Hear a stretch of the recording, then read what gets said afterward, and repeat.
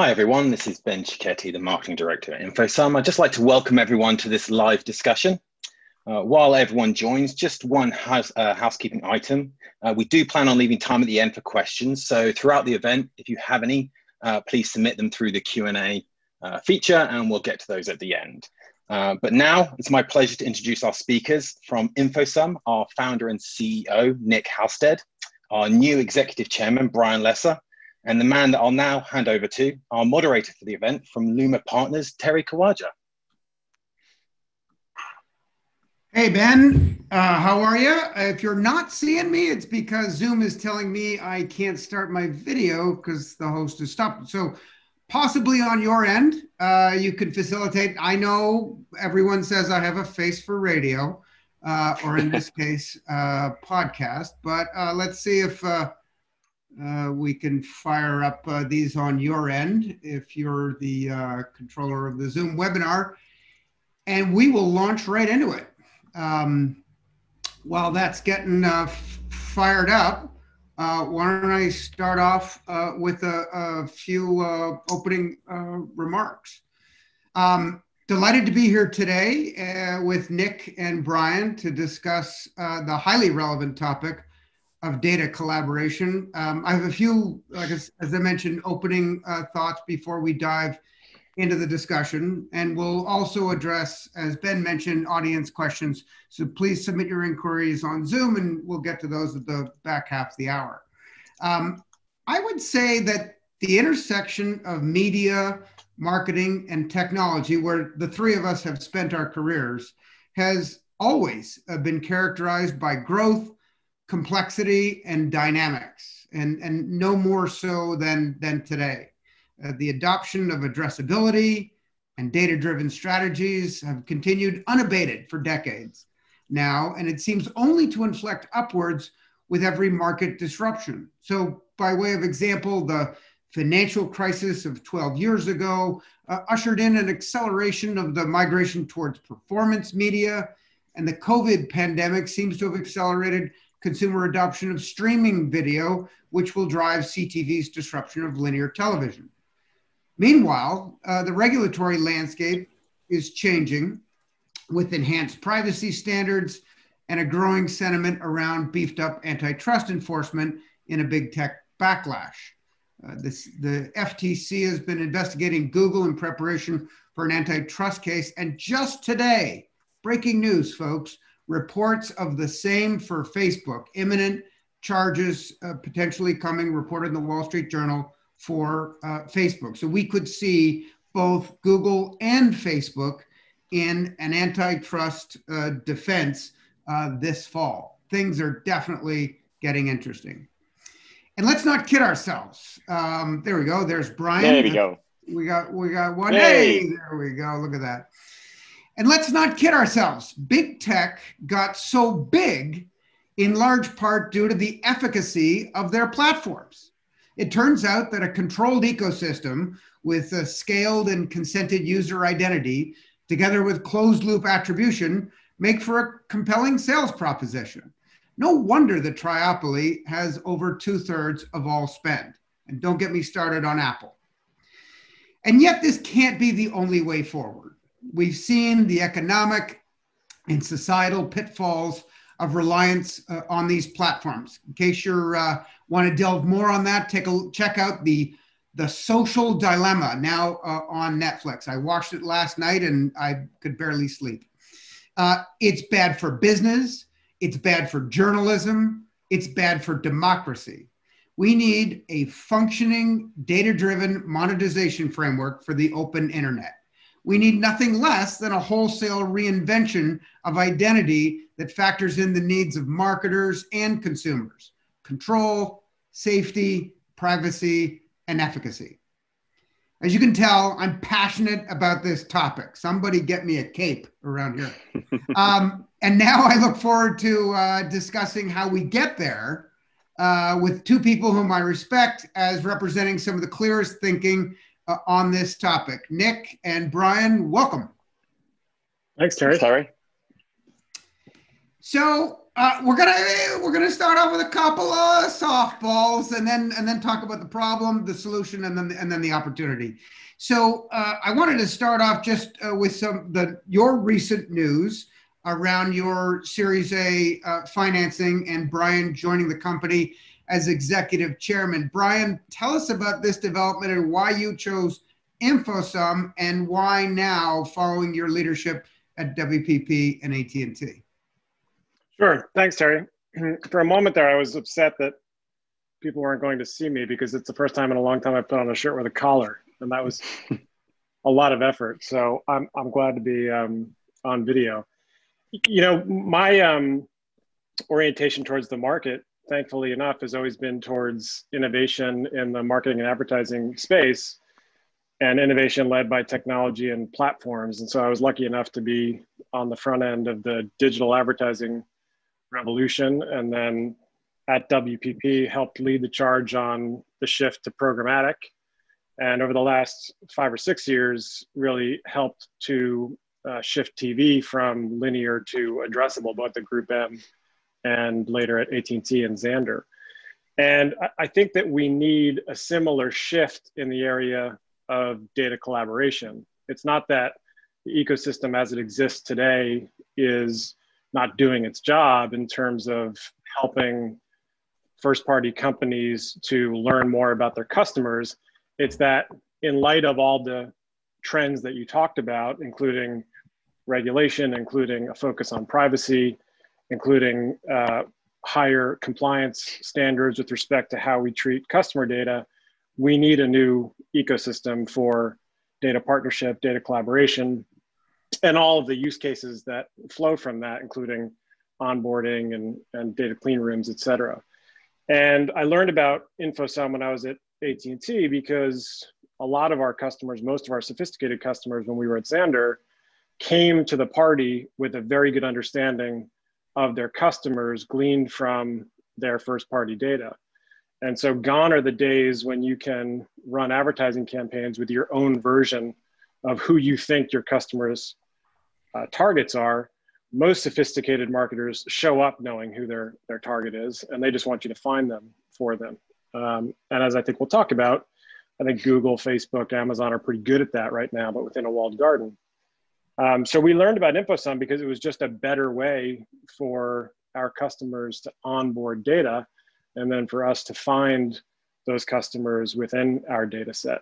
And I since have left AT&T, obviously, but AT&T invested in the company alongside several other strategics. And as you saw last week, we have some great financial backers, you know, not just strategic partners, but some of the leading VCs in the Valley have also invested in the company. So for me, it's sort of a progression of just finding the next evolution in terms of driving the advertising and marketing industry forward. And InfoSum and Nick and the team are consistent with that. Yep.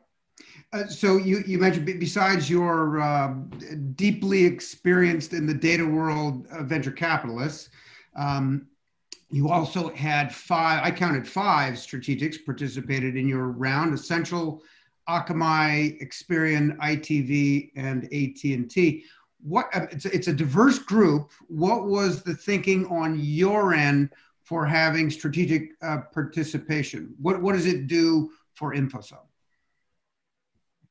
Yeah, I can take a crack at that, and I'm sure Nick has a perspective on it as well. I think one of the biggest factors in data collaboration and big first-party data companies or customer-centric companies sharing data is trust. And they want a company that is strong and independent to help them to understand their customers better and also partner effectively with like-minded companies. And so I think for us, it was incredible to have great venture capital in the company, but having strategics also proves that we can be independent over time and that other like-minded companies are not just investing, but they're using the platform for those purposes. And so it was important to us to have a balance of venture backing, but also strategic investment. So sort of hearkening back to the Remington razor commercial from the 70s. I liked it so much, I bought, or in this case, invested in the company. Right. Yeah, I mean, they're all very commercially aligned with us as well, Terry. And my original goals around building this as an engineer by background was how do we build a network effect, and clearly having commercial partners that all have a vested interest in having an open ecosystem. My background of DataSift, building with some of the biggest social networks, taught me really that if we're going to play like the large, like Facebook, Amazon, etc., you've got to have a way that everyone else who is at the moment quite fragmented be able to play in the same way that those giants do. They have that advantage of a single identity graph, a single way of addressing them, a single governance structure over them, and everyone else, even if you're huge like AT&T, where you've got hundreds of millions of customers, that's still, from a marketing perspective, is still small fry in a worldwide context. So to me, again, my engineer background said, my solution was, how do I remove the friction of these companies working together? And that was kind of, and we'll cover them, but it was threefold of commercial trust, data privacy, and identity. And going back to the strategics, all of those play obviously very large parts in different areas of that ecosystem. All of them want to see a independent, strong ecosystem going forward. So that was exactly my next question, because I have fascination with repeat entrepreneurs, and I was going to ask you what you learned from DataSift that informed your strategy for InfoSum. And by the way, none of these guys have seen any of these questions that I came up with, because I don't prep for these things. It's my rule. But yeah, not to worry, Nick. You sitting in your dark library with the F1 helmet and the T-shirt, your data engineering bona fides are not in question. All right, so I want to delve into the problem that the industry faces. So, as alluded to in my preamble, there's a lot that's changing in the identity ecosystem. Google's has announced plans to deprecate their ubiquitous anonymous identifier known as cookies, and Apple has announced not similar changes to its IDFA mobile identifier signals, and privacy regulations have been implemented in the EU and the US. What implications do these changes have on the current identity ecosystem? Well, I just don't think it'll hold. Go ahead. No, go on. I just don't think it'll hold up. Again, I don't think this is about criticizing what's come before as much as it is trying to reinvent a system whereby customer-centric companies can learn more from their data. So, when you think about these changes that you discussed, nobody should be surprised that Google wants to deprecate the cookie. We've all known in the industry that is not the technology that was going to carry us through a data-centric marketing and advertising world. So nobody should be surprised by it. Similarly, I don't think anybody should be surprised that Apple wants to deprecate IDFA, because Apple, in my mind, is the most customer-centric company in the world. And you can be cynical about that decision, but it's not surprising that they want to hold data a little bit closer to the vest and protect their consumers. With respect to regulation, GDPR is old news now. CCPA we've all learned to live with, and I think that trend is going to continue. It's not going to be one universal approach to protecting user privacy and data. It's going to be a patchwork of regulation, and so I think the answer to your question is why now? Is I just don't think the current infrastructure, the way it's set up, is sturdy enough to withstand these changes and the additional changes that will come, that are consistent with this. The way the industry works now is two first parties, if they want to learn from each other, have to use a third party, basically send their data to a third party. That third party anonymizes the data, matches it, to the best of its ability, sends it back. That is moving massive amounts of very sensitive data between parties. And again, it works, but I just don't think it's sturdy enough to withhold these changes. What we would like to do is decentralize that, federate the idea of data partnership and data collaboration such that we're not moving any data back and forth between parties. Now, one first party can match data with another first party without that movement of data. And that lowers the drag on compliance and also turns out to be a much more privacy-centric, customer-centric way of collaboration and learning from each other so that they can develop not just better advertising programs, but better marketing programs and lots of other use cases within the enterprise. So I definitely want to delve into what that world looks like going forward, but with our existing sort of ecosystem, does that mean that the third-party data is dead? Are we moving to a world of only first-party data? And how, if that's the case, how does it scale? And is there a future for compliance, privacy-compliant, anonymous data? Let me, what does third-party data mean? Because that's the trouble in our ecosystem right now, which is there is nothing per se wrong with using a data set from another party.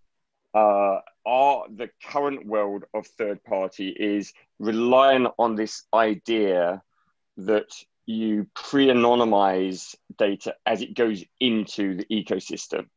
And that's the challenge. And to me, that's flawed in a number of ways, in both that it's meant that as an ecosystem, it's very hard to know the quality of that data because there's no way of verifying what that third-party data as it goes in, because once you pre-anonymized it, in theory, there's no way to reverse it. And if you can't reverse it, you can't, against other third-party data, how do you validate it? Standard, data practices. I want to be able to know what the quality is. And let's face it, I'm sure most people following this today, know that the third-party data ecosystem is not great at best.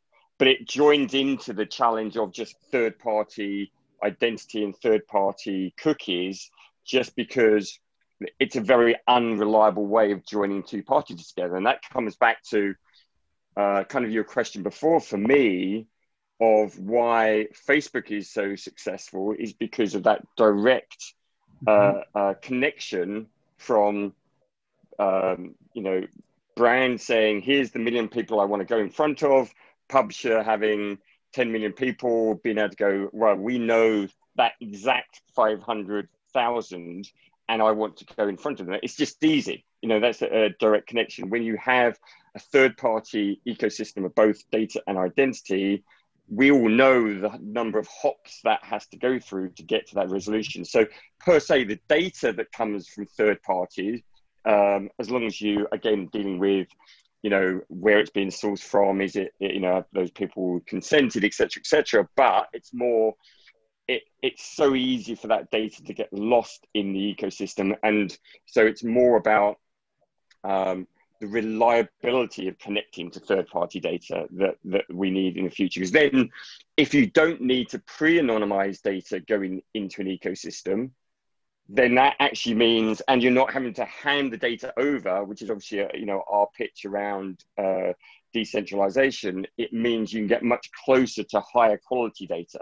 We've talked at length about that whole fundamental of dichotomy that the higher value data, higher volume, has a lower propensity to be used within marketing because of that fact. That third party data fact is that people do not want to insert high value data because it then gets spewed around the rest of the ecosystem and etc. So it actually has a huge impact that moving to a different way. Right. So to Brian's point, that look, the whole cookie construct, right, of the data ecosystem, we just inherited it, right? No one intentionally designed that for this particular purpose. But we're going to delve into first-party data further. But before we move off this notion, if you've got the consents and you don't run into sort of any of the issues you identified around anonymization, is there a world, because I'm thinking about the scale of first-party data, and obviously it lives in silos. I know you have a solution for that, but just the sheer size of it. I mean, website visits get tracked every day with third-party data. I mean, death to the cookie by all means, but long live the cracker. I don't know. We need some kind of currency, it would seem, or some way, again, privacy compliant identifier that would allow people to track, if you think that's the right approach, to understand where people are going and what their interests are besides what they have directly volunteered to a publisher or a marketer. Yeah, I mean, I think, I just don't, I agree with you, Terry. Of course we do. I'm not sure it's one thing. It's many. And our notion is that big first-party data companies should decide what's appropriate. You know, if the trade desk thinks that email is an appropriate identifier, which I don't necessarily agree with, and they can find customers to agree with them, then that's fine. We can match that on email address. If other first parties think that there are more privacy compliant ways to join their data or match their data, then we would like to help them as well. The concept behind InfoSum is that we don't necessarily care how any first party wants to match or what identifier they want to use, because the infrastructure enables them to do it on any level, really. And so, you know, the concept of federation and decentralization applies obviously to the technology, the software being installed, you know, native to our customers, but it also applies to those types of decisions. We don't necessarily want to be in the business of choosing who wins, you know, this sort of identity infrastructure, ecosystem, but we do want to be the infrastructure that enables whatever the winner is. And I, you know, my personal opinion is I don't think that's going to be any one thing. It's not going to be a cookie or a cracker. It's going to be whatever companies decide it should be, and, you know, what's right for their business and what's right for their customers. Yeah, I think for me, the dangerous part is the idea that there should be a universal ID for everyone. You know, clearly people need to create identity standards, but clearly the market is fragmented. It will continue to be fragmented. What I think will not allow us to move forward is the idea, because it just ends up with us more trouble with the regulators and more decisions like IDFA, that by having a single owner of, and then it's more about, not that there's wrong with having IDs, it's about having one party who is the owner of all of those IDs. And so it's more about an approach from a technology point of view, that having one big pot with, you know, billions of IDs versus trying to give the ecosystem, you know, keeping that decentralized so everyone continues to own that, is to me just the future that allows us to not get the wrath of the regulators down the line. Yeah. You know, again, so whichever identifier we use, it depends per country, and what, you know, say that's not our job to decide, but it is what we are definitely against, is there just being one big pot somewhere. I sense this was going to happen. We're going to sort of almost immediately accelerate towards the solution. So per that comment, Nick, I sense that this sort of, there's cognitive dissonance, I describe it, on this topic of open as it relates to identity. Google once touted that it was open, and then they limited buying on YouTube to Google's DSP and restricted double-click IDs, among other moves under the name of privacy. Other players have championed a quote-unquote open identity ecosystem, albeit their actions could perhaps better be described as hegemonic, or at least there's some confusion as to how it gets applied. So I'm curious as to what needs to happen, like for a currency or a series of currencies to take hold. there needs to be acceptable standards. Who is best suited to initiate that? A company like the Trade Desk or LiveRamp or Experian, or would it be a trade organization like the IAB? Or will you say, come one, come all? It seems like we need to get, for standards, we need scale. For scale, someone needs to start an initiative and many need to join the initiative. So I'd say obviously it's our job as InfoSum to be the infrastructure within it. We expect there to be other people in the infrastructure play around supporting this. My analogy has always been around us being the Cisco router for consumer data, in that in the early days of the internet, clearly you could, now you can buy any number of routers, but Cisco dominated massively with their software and their ability to build the pipes for generic traffic to run across that. But they never controlled what that traffic looked like, and that's the same to us. We don't care what the traffic is that goes across InfoSum, what identities are being used across it to connect it, what data is being used across it. So I think you've got to separate out, I think, the types of tech that are solving for different parts of identity, because clearly there are, to me, three areas of identity right now. There's the cookie space, and obviously there's a range of vendors in that, and their different strengths in different countries. You've got what is evolving as the first party identity space, and then you've got a very much an emerging market of how will we also do addressability for where there isn't first party. Because as soon as if you imagine a world where IDFA and cookies go, you're not going to get the whole world logged in. It's not going to happen, right. Is it? I mean, it's a bit of I call it the elephant in the room, because no one's writing about it. But the reality is, without there are publishers that aren't ever going to get the right value exchange. Right. It's easy for the triopoly to insist that you log in because you get all kinds of freebies, but it's unrealistic to think that publishers writ large in the open ecosystem can garner that level of login. And therefore, you're right. This is where the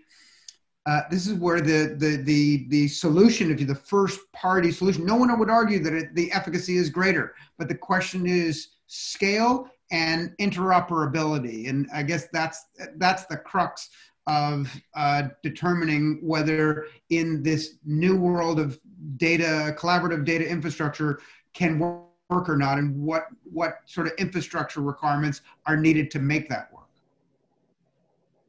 Let me ask you, it seems like the premise of this collaborative data world you describe is cooperation. And yet, the media sector is riddled with consortia that don't work.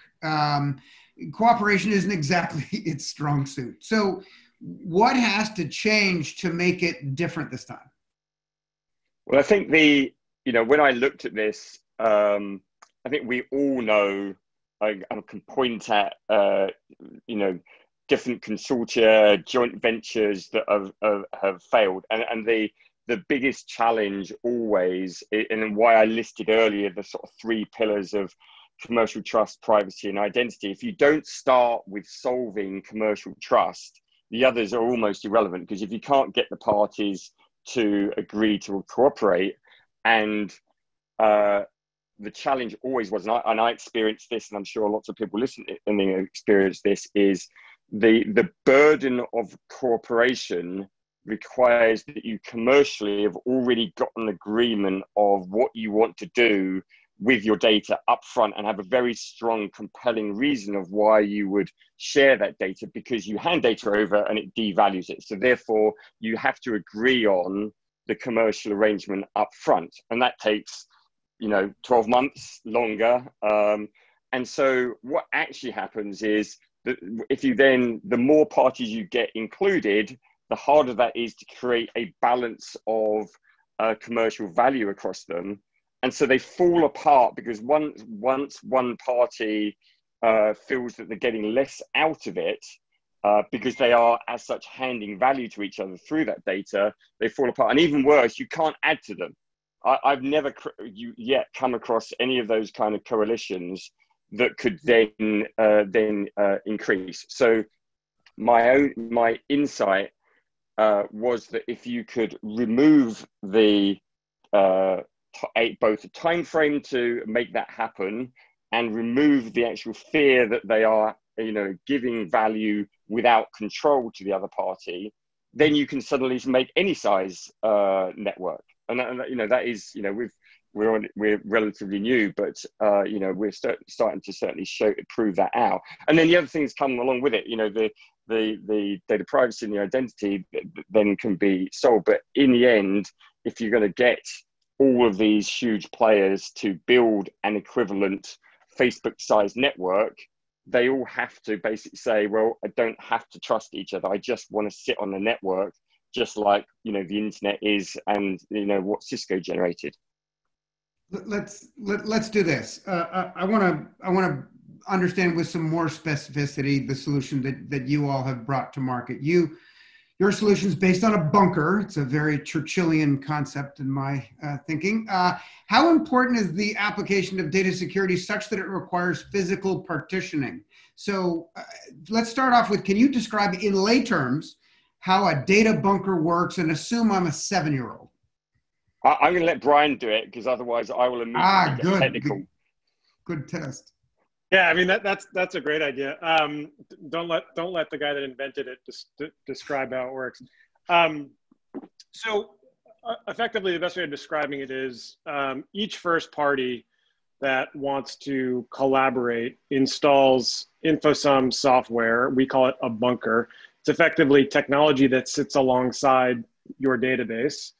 And through those bunkers, they communicate with each other without the movement of data. So through the use of data science, instead of the actual movement of data and the physical matching of data in a database, the data science enables each first party to know with actually with a greater match that they're seeing the same records, that they're talking to the same customers. And we can get much more technical. We have white papers on our website that describe exactly how that works. But effectively, it's a probabilistic match, not probabilistic as the sort of naysayers in ad tech will criticize, but a match such that you get a higher rate match rate through the first parties. The other element of this that I think is important is you can match along any parameter that is shared between the two parties, and the platform allows you to control what data the other party accesses and sees. So for example, if you're a first party that wants to share a physical address but does not want to share an IP address, or wants to share certain attributes around your customer but not other attributes, you can control that in the platform such that your partner only sees what you want them to see. That solves a big problem that we've had in the advertising industry for a very long time, which is once you learn something about a customer, a cookie, an IP address, it's really difficult to unlearn that. Right. We can actually control it. So we can, through data bunkers, determine what the other party sees and doesn't sees, how they match. And therefore, coming back to your other question, Terry, about, you know, why can we enable partnerships now that we've never enabled in the past? I mean, one thing is, you know, necessity is the mother of invention. And I think the macro trends in content consumption, content distribution, the way advertising is being viewed means that media companies now more than ever need to partner effectively to build these marketplaces, you know, to kind of compete against Amazon, Facebook, Apple, and the like.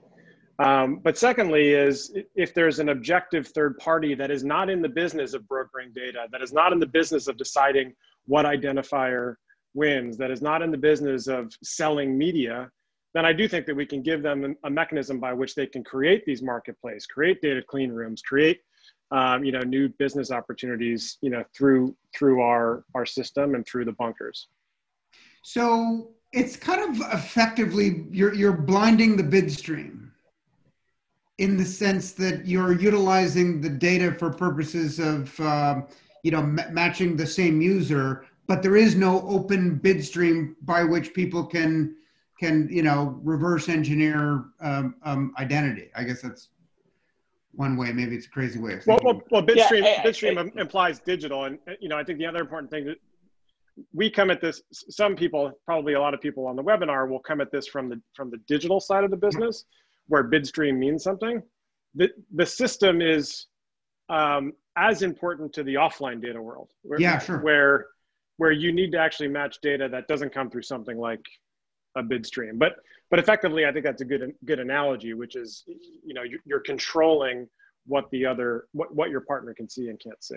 So with this data bunker concept, is that premised on insourcing, or perhaps not insourcing per se, but presumably it requires a more sophisticated understanding on behalf of the marketer of how all this sort of data marketing works? Is there a threshold whereby below which marketers wouldn't fathom how to utilize this kind of approach, this kind of solution? I mean, to me, that is, almost the most important point, which is what we've created is, as an evolved ecosystem, is so complicated that, it's a relatively known fact that, the number of buyers on Facebook, something like 5 million, number of buyers on across DSPs is like 50,000. And that's a simple fact of complexity. It's just much more complicated to buy because it's hard to actually do it. So for us, creating a standardized infrastructure has also led us to massively over-index on how do you make that just say equivalent of plugging a network module in. It should be, we should be invisible, to the marketer in the end.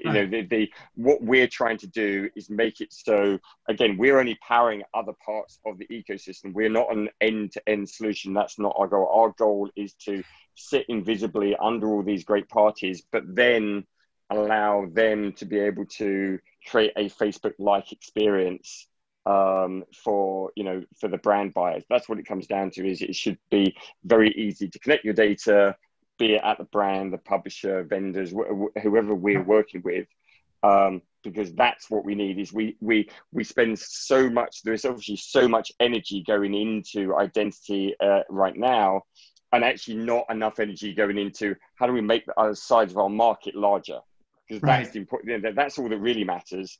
Is with direct addressability from brand to publisher, there's a genuine ability to move marketing dollars, because there are so many great places to buy audiences if you've got much more accurate ways to target, measure, attribute properly.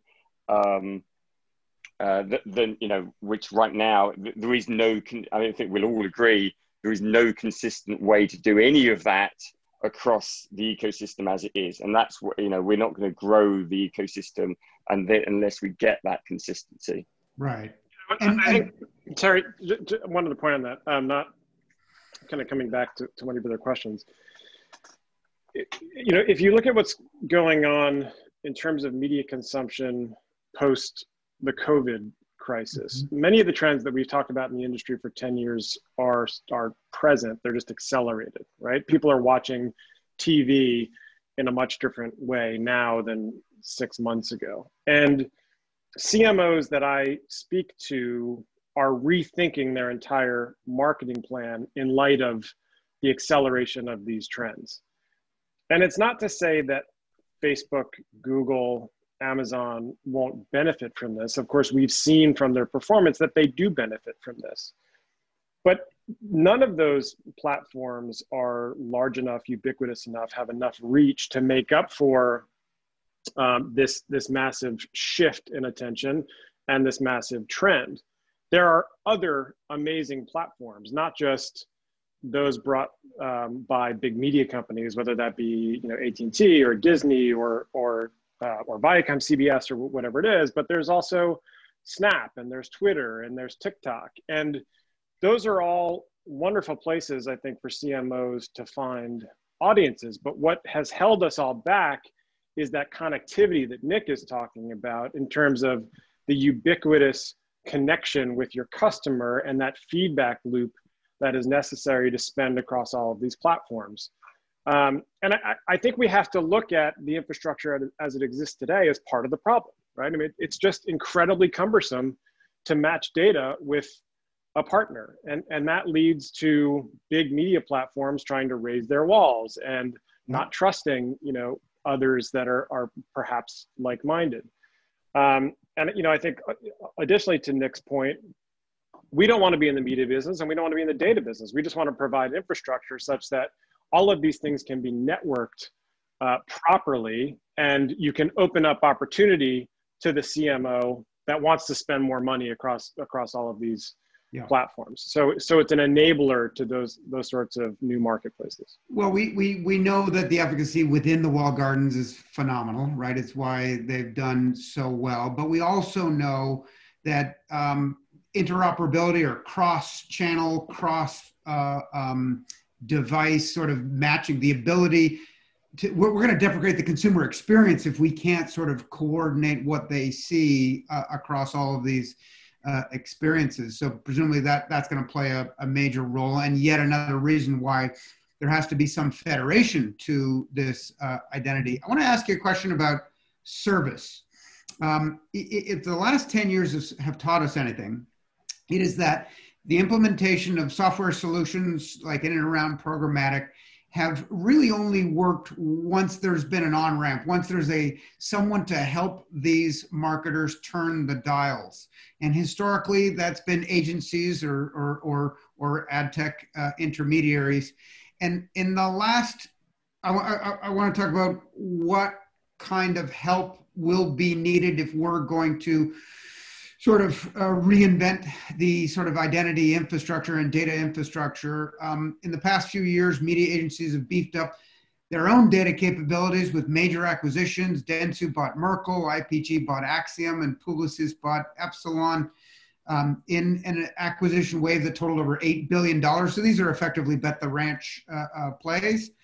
Brian, from your experience at Group M, do you believe agencies are well equipped to help the onboarding of these new applications of technologies? Yeah, I do. I think that agencies are in a great position to help, and that that's led to those investments that you mentioned, Terry. But I also think they have competition. Obviously, major consulting firms have gotten into this space, whether it's Accenture or Deloitte or McKinsey, Bain, BCG, et cetera, to varying levels, they're all helping marketers with some of these decisions. And so I think the competition is frankly very good, in terms of helping not just the CMO decide how to treat its customers or his or her customers, but also to help the CIO architect systems to enable better advertising programs, marketing programs, et cetera. I think, for us, we're a startup. We raised our Series A. We're, sub 50 employees, although growing very, very quickly. We would like to partner effectively with agencies, with consulting firms, so that we can help, because we do think that there's going to be a sea change in how the CMO and the CIO work together with respect to customer data. And there will be significant change in the infrastructure, not just in terms of how companies collaborate, but within the enterprise. If you think about, big companies that have gone through major mergers and acquisitions, they're now sitting on multiple customer databases. So even before you get to collaborating with a partner, you have the problem internally of how do I join up all of these databases? In many cases, within the same company, you've got multiple privacy policies, which raises the compliance standard around how the data is shared. And we're already working with those companies to, essentially set up bunkers inside of the enterprise such that they have one view of their customers. And when their partner installs a bunker, they can then expand that view and amplify that view of the customer. So, the answer to your question is yes, I think agencies are in a good position to help. But we'd love to partner with them, and we're having those conversations now. I want to talk a little bit, finish up with a conversation about the bigger opportunity. Digital media is obviously the largest media channel now, but television is the second largest, and at an inflection in terms of a shift to OTT delivery, which kind of mirrors the digital addressability and audience precision. Even linear is becoming addressable with data from set-top boxes and devices. But as we've seen, and as you mentioned, Brian, it's difficult to get competing TV networks to rely on their competitors for delivery of a platform solution. If Disney doesn't want to use Comcast's own platform and NBC is reluctant to use an AT&T owned platform, doesn't that imply, and you probably have the wounds or you're still sore muscles to address it, that maybe some independent solution is really the federated solution is the only way that these large players who are facing existential crises of their own business models are willing to cooperate? Yeah, I think that's right. I mean, there's just there's an institutionalized lack of trust between media companies because, on the one hand, they're like-minded and they're sort of in battle against the newer platforms, but at the same time, they've been competing for so long. And to your point, they're interoperable. You're a content, you create content and you also distribute content. You've got partnerships along so many different lines. That's part of the reason why I'm involved in InfoSum and why I'm so excited about it is I do think you need an objective and impartial arbiter of data collaboration that is not in any of those businesses, that can just sort of, to Nick's point, be infrastructure. And is there anything specific to TV marketers using the television, the traditional television sort of channel that it makes first party data more, because of their sort of perhaps higher position in the funnel, does that make them more or less sort of in need of collaborative first party data solutions? I don't know if it's more or less. I just think, the notion of TV, whether you get your TV from an addressable set-top box or you get your TV over the top through an app, I think if you asked me a few years ago, big content companies or distributors thought differently about that. They thought, like, those are two different things, but the customer doesn't think about that anymore. They just think, I'm getting content, I want it on demand to the extent possible. And so I think that there's been a massive change in the way big, whatever you want to call them, MVPDs in the US, cable companies, et cetera, have thought about whether or not they're at the top of the food chain or not. I kind of think that's no longer a relevant question. Nobody's at the top of the food chain. It's just a matter of how well can we distribute our content across all of these platforms, take advantage of the distribution we have, but also partner effectively with other distributors to create a better experience for our customers. For me, the exciting bit is obviously the move to streaming services or logged in services is that addressability. Is that the accuracy of being able to, for brands to be able to reach directly to those audiences.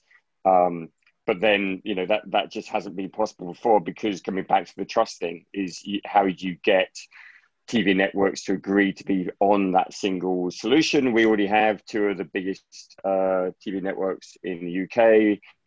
We've got loads of others to announce in Europe, and we're obviously working very hard in the US, because you'd never have built those partnerships before. They're not going to have stuck all of their audience data in one big bucket just because they're not going to have trusted each other to do that. So only through a federated solution can you get them all to agree to a standardized way to reach their audiences, and then they all benefit. And this is very much what they've bought into, is they all benefit from being on that network. They're just expanding that network. They just see that as infrastructure for the future, and an ability for anyone that gets signed up through one channel then is a benefit that that brand can then buy on many other channels.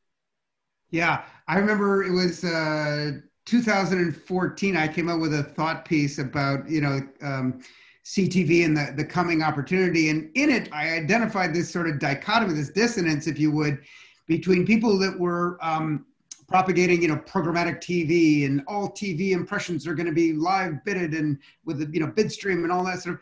And I would talk to all the people in the TV world, and they'd be like, "Over my dead body! Like, we saw what happened in display with complete evisceration of our yield, and no, thank you. We're not going to allow that to happen to our dear inventory." It would seem like, and they largely held their inventory back, right?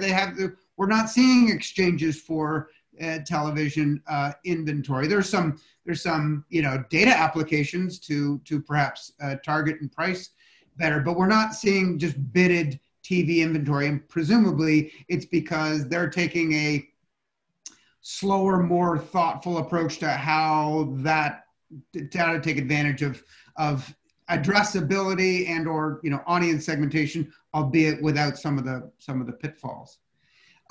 Going beyond TV, I would say, and in fact, beyond advertising, I would say that, ad tech has acted like the canary in a coal mine with respect to the application of consumer data. And now the world seems to have woken up. In the last few years, venture capitalists have invested over $750 million into CDPs, customer data platform companies that collect, manage, and orchestrate consumer data.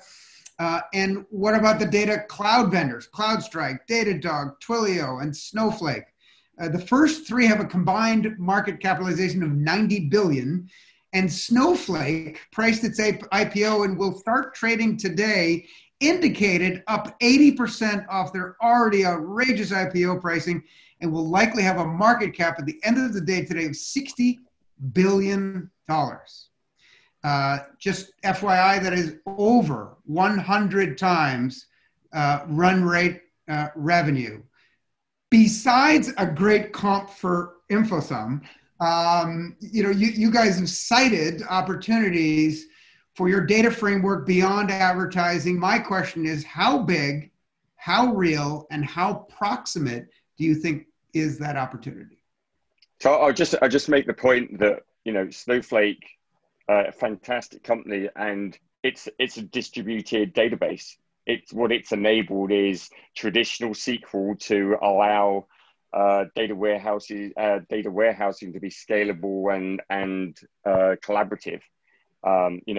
We are just a very specialized version of Snowflake around identity and data privacy. A great price on Snowflake is a great thing for us. Yeah, Brian, I think I think it's a really good question, Terry. We don't limit ourselves to the marketing technology world. We think that's a really good first application of this technology. But as I was saying before, within the enterprise, there's lots of use cases for this distributed architecture. If you take, things like security or master data management, they can be applied to all sorts of other, verticals. And so this was a convenient place for us to start because of all the trends that we've talked about and the challenges that exist in the industry. But we want this to be a sea change in how we think about customer data across any vertical. And I don't think we're alone. It's not going to be InfoSum that inherits the earth, although I do like that valuation on Snowflake. I just think this is a different way of thinking. To Nick's point, we have a lot in common with Snowflake in terms of, what we've built. But we want to solve problems in the advertising and marketing world, but we're already exploring with some of our customers different applications for the technology. Right. Great. We've got about 5 minutes remaining, and what I want to do is kind of go into lightning round with some of these submitted questions. A bunch of them, I think more specific ones, I think we've addressed. So I'm going to try and hit the ones that are incremental. So Nick's third bucket, this is anonymous. Nick's, it's anonymous. I can't believe we don't have a tracker on here. There was no consent for the identity of whoever submitted this question. Nick's third bucket of identity, the emerging addressable without first-party authentication. How do you make it addressable if you don't gather consent with exchange or email phone number? Let's separate out, because I think a lot of people get very confused about consent and addressability. You know, we over focus on the way consent is managed through consent management platforms because they are a solution for RTB, not actually a solution for the way data privacy frameworks work. As in, I always take it back to basic principles, which is if the advertiser has consent to have knowledge about its customers, and the publisher has consent to show advertising to it because it is asked for that and you're getting a free service out of it, those two parties can work together. The consent systems are the fact that there's 80 or hundreds of parties involved in the data flow between publisher and advertiser. So people forget that actually that consent management is actually to deal with the fact that you have to ask at the publisher level that you're about to give your data to 100 other parties. You don't actually need that level of consent management in a world where only the brand and the publisher knows who those users are. So clearly, if you're going to work across publishers, then there needs to be across publisher alliances of consent. And I think that very much falls within the way the future of GDPR and CCPA, which is about you're not allowed to bundle consent. You need to be explicit of these 5 publishers are part of that data network. And then the user is completely aware of where their data has gone. So that is completely separate from what technology is used for actually tracking that user. And it's almost irrelevant under privacy law of what the technique actually is used, whether using IP address, whatever. As long as you are telling them how they're being tracked. The problem, why everyone gets very nervous about things like IP address, is that when you combine IP address with RTB, it's a big free-for-all. Because it's suddenly you've attached a person to that IP address, and it's like the next highest bidder for, that's what it is. But does that mean the consent has to disclose, like let's say this is fully evolved, this concept, and the Federation of Cooperating Publishers is 200 long. Does that mean the consent notification includes 200 names? By providing consent, you're hereby also, That's what you have. Have you ever looked at what? Yeah, I have. That's what you're doing, and nearly always it only covers 50% of the people that actually receive the data. So that's the challenge. As I say, the mechanism, the tech underneath. Let's face it, the consumer doesn't care what tech is being used. They care that mechanism isn't being used to allow their data to be leaked all over the place. So let me get to a few of these. We're now into first party because everyone's putting in their name. Gwen Hansen asks, data leakage in Bidstream is an issue. Does the bunker system prevent users from creating derivative products without the owner of the data's knowledge or permission?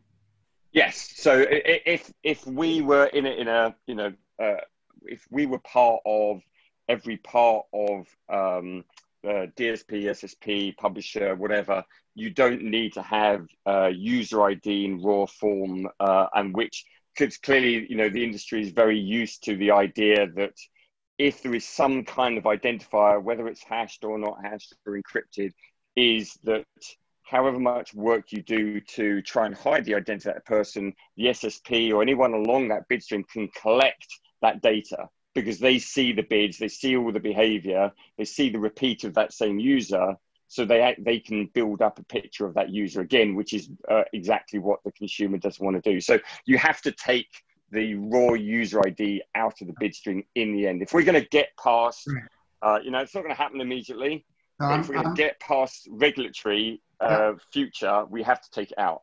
I'm going to put that down as a yes. Okay. Sorry.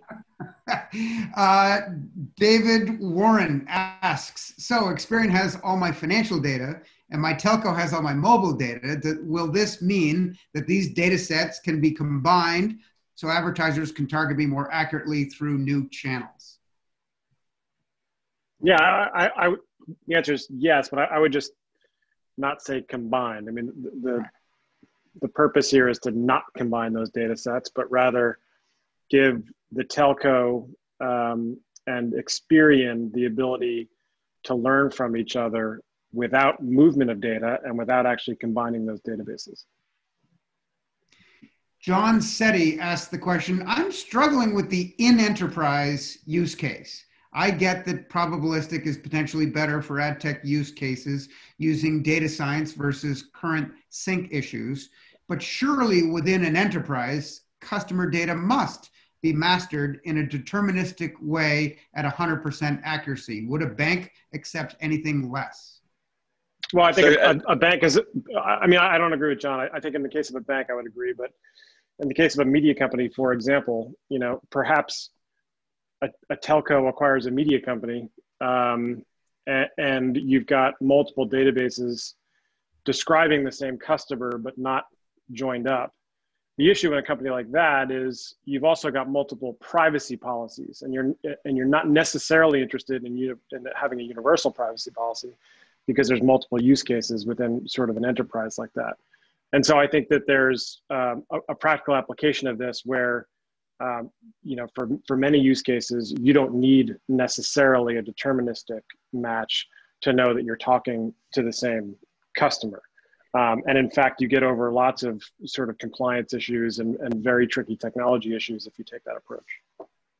And just to add to that, just to define it slightly more from the probabilistic is that we use a thing that the industry is starting to learn. It's called differential privacy, which is behind the scenes, you are drawing at a deterministic level, but use differential privacy to add a small window of protection so that you can never get down to any one individual. It's basically allowing you to still get the level of accuracy, but making sure you're reporting only at a cohort level. Google, a year ago, started to put out some white papers around what they call privacy safe intersect. We've just been doing it 3 or 4 years longer than Google and been able to operationalize it. Watch for a brand new 3-letter acronym coming soon. The last submitted question I'll ask it's a great one. It's one I like to think about someday happening in a utopian world. It comes from Kurt Unkel, so well-informed inquirer. Do you see consumers participating in the transactions and actually getting paid to opt in their data across the ecosystem via percentage of the CPM? Said another way, can we jump all this by legitimizing prostitution? I mean, I just think it's great to hear from Kurt Unkel. He's a great guy. Exactly. I haven't talked to him in a while. I don't see it. I personally don't see it. I mean, we don't necessarily need to be in that business, but I don't see it. It's obviously been, Kurt knows this as much as anybody. It's been tried before. You know, there's several companies that have tried to architect a solution to this. I don't know if consumers will behave that way anytime soon. No, people don't in reality aren't prepared to make a decision by decision basis of who they actually want to hand their data over and make, you know, and take this small cents, you know, value of each time they've decided on that transaction. It just doesn't work. Well, it would answer the sort of the privacy quid pro quo. So it's interesting. It's an interesting theoretical sort of idea to think about fashioning a solution for. We're a little bit past the top of the hour. I think I want to thank Nick and Brian and Ben. Fascinating conversation. This could easily be a 3-hour conversation given the depth of this topic. When Nick first described what he was doing a couple of years ago, to me, it seemed like this was exactly the kind of solution that was coming, that would be needed. And of course, what has happened in the interim in terms of privacy, in terms of the restrictions on browsers and other technology providers, on devices, has really only accelerated the need for a rethink of how the identity and data ecosystem is going to function. I happen to be a strong believer that we cannot have 3 or 4 big companies controlling all the marketing opportunities in a closed loop manner, that we have to keep trying. It doesn't matter how hard the solution will be to implement. We got to keep trying for an open ecosystem that allows marketers choice, and allows publishers, opportunity, and allows consumers the benefit of a better experience across the web. I think it has to come. I'm encouraged by the money that's gone into sort of data infrastructure, the thinking from engineers around how to rethink fashioning solutions. And selfishly, we've had a great run in the sort of ad tech of the last dozen years. I think to the extent we need to do some reorchestrating, engineering of the infrastructure, data infrastructure ecosystem, it will just lead to more deals. And, Terry's got to eat. So I think that's it's all good by me. Thank you for your cooperation and your participation, everyone, in this panel, and all of your very insightful questions. Brilliant. Thank you so much, Terry. Appreciate it.